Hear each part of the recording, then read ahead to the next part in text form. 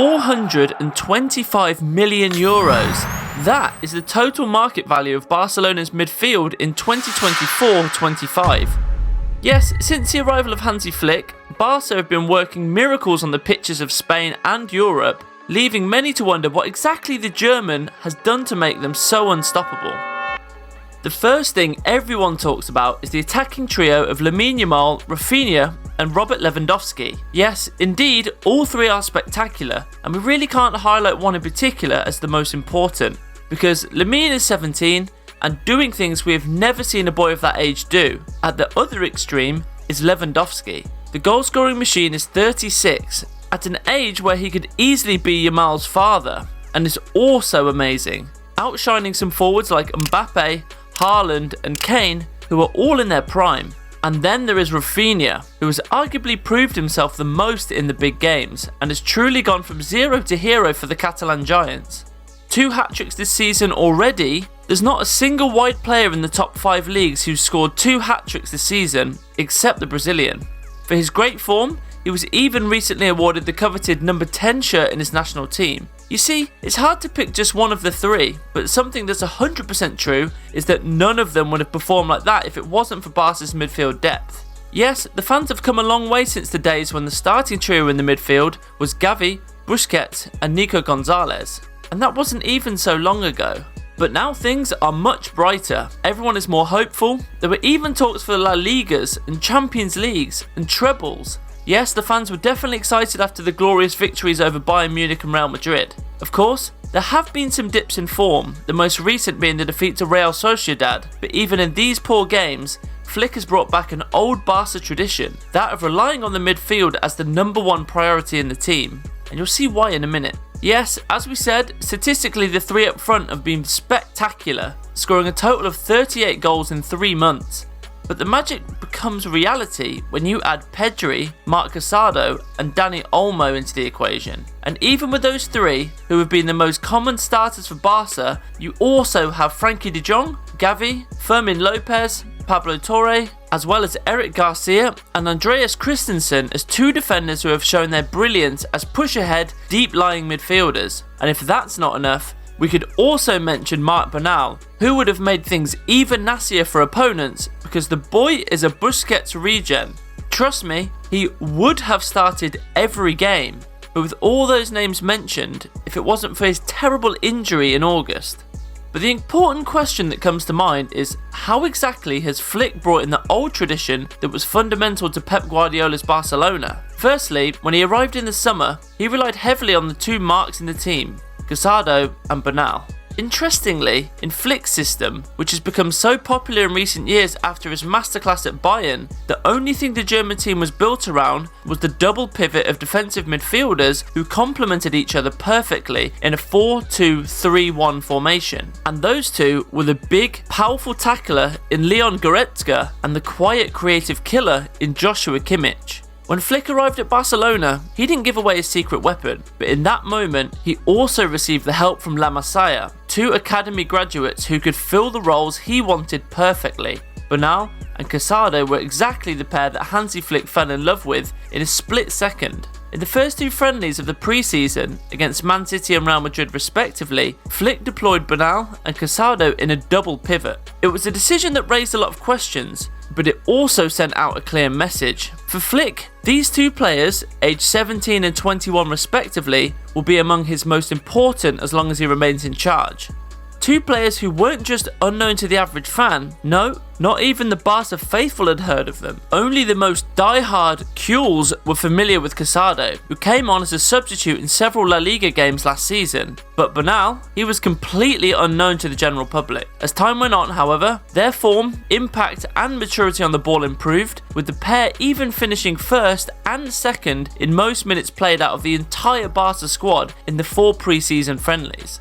Then, with the start of the La Liga season, things didn't change. Both of them received starting spots on matchday 1, and then on 2 and 3. Bernal started while Casado came off the bench. From the very beginning of the season, Bernal's importance was evident. He he was destined to become a fundamental part of the side. But, as luck would have it, he was sidelined for over 12 months with a torn ACL. From then on, Casado continued his incredible development with each passing game, and by mid-November, he was already providing assists in crucial matches, displaying his immense passing ability against the likes of Girona, Monaco, Bayern Munich, Real Madrid, and Espanyol.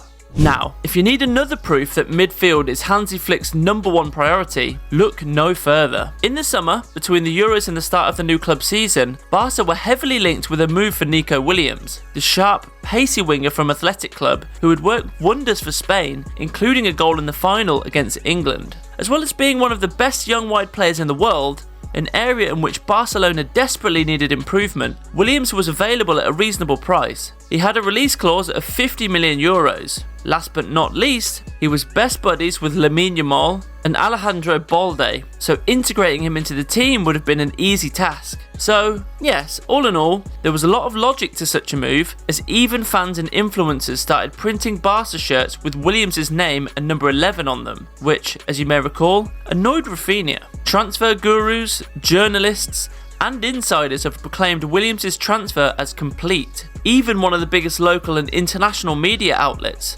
such as Diario Sport and Forbes, announced it as a done deal. But, all of a sudden, the move fell through, as Barcelona had already redirected their efforts to another Spanish hero, Dani Olmo. Yes, a midfielder. Indeed, he had a fantastic Euro, but why are we signing him? We already have so many midfielders, were the comments made by Barca fans. Yes, at the time, the team had 4 quality playmakers in Pedri, Fermin Lopez, Pablo Torre, and Ilkay Gundogan, who was later sold to Man City. But from the then perspective, the transfer sounded mad, especially considering that Dani Olmo would have cost Barca around 10 million more than Williams. And this is where Flick's role came into play. The German specialist had made it clear that his priority is to sign Dani Olmo, and only then seek the signature of Williams. Without going into too much detail, Olmo was signed at the end of July, but had to wait over a month for his debut.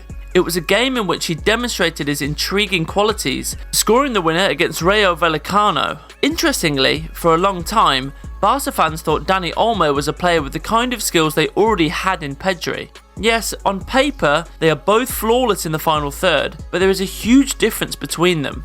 Olmo is more direct and has a very clear eye for goal, while Pedri's attacking intent is always to pass before looking to score.